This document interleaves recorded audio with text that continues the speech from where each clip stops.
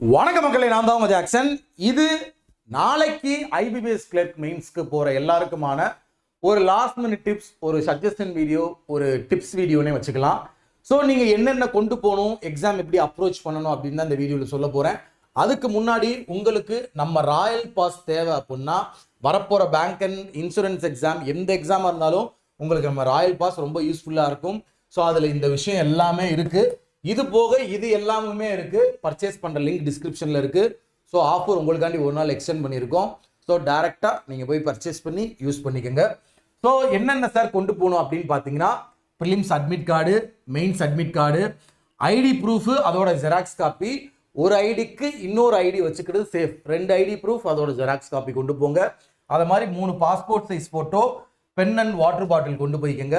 So 29ஆம் தேதி நடந்த IBPS clerk mains பற்றி உங்களுக்கு தெரியும். எக்ஸாம் கேன்சல் பண்ணியிருக்காங்க. அதை மாதிரி பார்த்தீங்கன்னா எக்ஸாம் பார்த்தீங்கன்னா ரிப்போர்ட்டிங் டைம் 7 மணினா 9 மணி 10 மணிக்குன்னு எக்ஸாம் ஆரம்பிச்சிருக்காங்க. இந்த மாதிரி இஷ்யூலாம் ஃபேஸ் பண்ணியிருக்காங்க. சிஸ்டம் ஹேங் ஆகி நின்றுருக்கு. இந்த மாதிரி இஷ்யூ ஃபேஸ் பண்ணியிருக்காங்க. சரிங்களா? நீங்கள் அது நடந்ததெல்லாம் ஜஸ்ட் ஒரு இன்ஃபர்மேஷனாக கடந்து போயிடணும். அதை மைண்டில் வச்சுக்கிட்டே நம்மளுக்கு அப்படி ஆயிருமோ இப்படி ஆயிருமோன்னு பயந்துக்கிட்டே இருக்கக்கூடாது. சரிங்களா? 2ஆம் தேதி நாளைக்கு நம்ம எப்படி பெர்ஃபார்ம் பண்ண போகிறோம் அது மட்டும்தான் உங்கள் மைண்டில் இருக்கணும். சரிங்களா? அதில் கொஸ்டின்ஸ் எல்லாம் என்னென்ன வந்திருக்குன்னு ரிவ்யூ வீடியோவில் பார்த்துருப்பீங்க. சரிங்களா? எந்த மாதிரி லெவல் ஆஃப் டஃப்னஸில் இருந்திருக்குன்னு பார்த்துருப்பீங்க. அதை உங்கள் சப்கான்சியஸ் மைண்டில் வச்சுக்கோங்க. அதை போட்டு ரொம்ப அழுத்தம் கொடுத்து ப்ரெஷர் கொடுத்துட்டு நாளைக்கு எக்ஸாம் போகும்போது போகாதீங்க. நீ உனக்கு ரிப்போர்ட்டிங் டைம் 7 மணி கொடுத்துருக்கானா, நீ 6:30 அங்கே இருக்கணும். சரிங்களா? உனக்கு கொஸ்டின் பேப்பர் எப்படி இருக்கோ, சரிங்களா, உனக்கு அந்த மேட்ச் ஆரம்பிக்க போது அந்த மேட்ச்ல அந்த லெவலுக்கு ஏற்ற மாதிரி நீ பெர்ஃபார்ம் பண்ண போற. அவ்வளவுதான். இதுதான் உன் மைண்ட் செட்டாவே இருக்கணும்.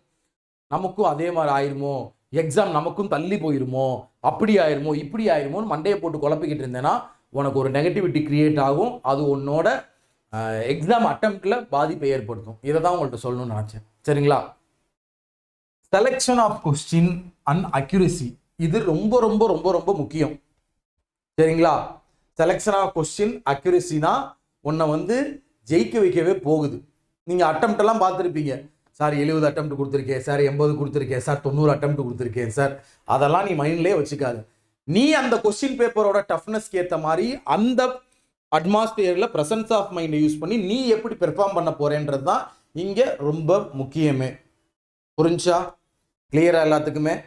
ஸோ இப்போ பார்த்தீங்கன்னா என்னென்ன செக்ஷன் ஓப்பன் ஆகிருக்குன்னு வீடியோலேயே நான் சொல்லியிருப்பேன். என்னென்ன செக்ஷன் ஓப்பன் ஆச்சுன்னு உங்களுக்கே தெரியும். சரிங்களா? ஸோ எந்த செக்ஷன் இப்போ first for general awareness open ஆகுது அப்படின்னா, ஜென்ரல் அவேர்னஸ் ஓப்பன் ஆகுதா, அதில் கொஸ்டின்ஸ் எப்படி இருக்கோ அதுக்கேற்ற மாதிரி அட்டெம்ப்ட் கொடுங்க. நான் சொல்றது புரிஞ்சா? கிளியரா எல்லாத்துக்குமே? அதில் எப்படி இருந்துச்சோ அந்த மாதிரி தான் அட்டெம்ப்ட் கொடுக்கணும். நீ இஷ்டம் குத்தி விட்டு வரக்கூடாது. என்கிட்ட வெளியே சொல்றாங்க, சார் ஒரு 4-5 ஃப்ளூக்ல போட்டுக்கேன். என்னையா இஷ்டமாயிரு குத்தி விட்டு வரையான அவனை வெறித்தனமா விட்டு கிழிச்சேனா? சரிங்களா? ஸோ அப்படி இருக்கக்கூடாது. அக்யூரசி மெயின்டைன் பண்ணணும். ஜென்ரல் அவேர்னஸாக இருந்தாலும், ரீசனிங்காக இருந்தாலும், ஆப்டியாக இருந்தாலும், இங்கிலீஷாக இருந்தாலும் நீங்கள் கண்டிப்பாக அக்யூரசி 100% மெயின்டைன் பண்ணி ஆகணும். இங்கிலீஷ் 100% யாராலையும் மெயின்டைன் பண்ண முடியாது. பட் 95+% நீ இங்கிலீஷில் அக்யூரசி மெயின்டைன் பண்ணிக்க. இப்போ ஒரு செக்ஷனுக்குள்ளே போகிறேன்னா, செக்ஷன் ஏ செக்ஷன் பின்னு இருக்கா, ஃபர்ஸ்ட் உள்ள உள்ள கொஸ்டின் எல்லாத்தையும் போய் பாரு. எந்த செக்ஷனுக்குள்ள நுழைஞ்சாலுமே செக்ஷன் ஏல உள்ளதை போய் பாரு, செக்ஷன் பியில் உள்ளதை போய் பாரு. எதை ஃபர்ஸ்ட் எடுக்கலாம், எதை செகண்ட் எடுக்கலாம், எதை லாஸ்ட் எடுக்கலாம், எதை தொடவே வேண்டாம் அப்படின்றத நீ முடிவு பண்ணிக்கணும். சரிங்களா? இப்போ ஐபிபிஎஸ் கிளர்க் மெயின்ஸ் நடந்ததில் பார்த்தீங்கன்னா கிரிட்டிக்கல் ரீசனிங் 10 கொஸ்டின் கிட்ட கேட்டிருக்காங்க. ஸோ அந்த கிரிட்டிக்கல் ரீசனிங்க்கு இம்பார்ட்டன்ஸ் கொடுங்க. சரிங்களா? அதை சும்மா தட்டி விட்டு போகாதீங்க. ஒருத்தவனுக்கு எது வரலையோ அது நம்ம நல்லா பெர்ஃபார்ம் பண்ணியானாதான் நம்மளால ஜெயிக்க முடியும். ஸோ கிரிட்டிக்கல் ரீசனிங் நிறைய பேர் மிஸ் பண்ணியிருக்கேன் அப்படின்னா, அந்த கிரிட்டிக்கல் ரீசனிங்ல நீ கொஞ்சம் உட்காந்து பாரு. இதில் நம்ம சால்வ் பண்ண முடியுமா, நம்ம 100% அக்யூரஸியாக சால்வ் பண்ண முடியுமான்னு பார்த்து அதில் ஒரு நல்ல அட்டெம்ப்டை கொடு கிரிட்டிக்கல் ரீசனிங்ல. சரிங்களா? ஸோ ஜென்ரல் அவேர்னஸில் எந்தெந்த கொஸ்டின் தெரியுதுன்னு பாரு, அக்யூரசி மெயின்டைன் பண்ணி போடு. ரீசனிங்கில் பார்த்தீங்கன்னா செக்ஷன் ஏ செக்ஷன் பியை பாரு. சரியா? செக்ஷன் ஏல உள்ளதை ஃபர்ஸ்ட் எடுக்கலாமா, இல்லை பியில் உள்ளதை ஃபர்ஸ்ட் எடுக்கலாமா அப்படின்னு செலெக்ஷன் ஆஃப் கொஸ்டின் பாரு. பார்த்துட்டு அக்யூரசியை போடு. இதுதான் முக்கியம். ஃபர்ஸ்ட் பசில் சீட்டிங் எடுத்துட வேணாம். அது மட்டும் என்னோட கருத்துக்கள். ரீசனிங் செக்ஷன் பொறுத்த வரைக்கும் மற்றதில் எப்படியோ ரீசனிங்கில் ஃபஸ்ட்டு பசில் சீட்டிங் எடுத்துடாது. ஃபஸ்ட்டு மற்றதெல்லாம் முடி, அடுத்து கடைசியாக பசில் சீட்டிங் வச்சுக்க. இதை தான் நான் உங்கள்கிட்ட சொல்லணும்னு நினச்சேன். சரிங்களா? ஸோ கிளியர் எல்லாத்துக்குமே. ஸோ எல்லாத்துக்குமே வந்து ஒரு ஆல் த பெஸ்ட்டு. வெறித்தனமாக பண்ணுங்கள். வெற்றி நமதே. அடுத்த வருஷத்துக்குள்ளே நம்ம போஸ்டிங்கை அடிச்சுட்டு தான் போகணும். நல்லா பெர்ஃபார்ம் பண்ணிக்கணும். சரிங்களா?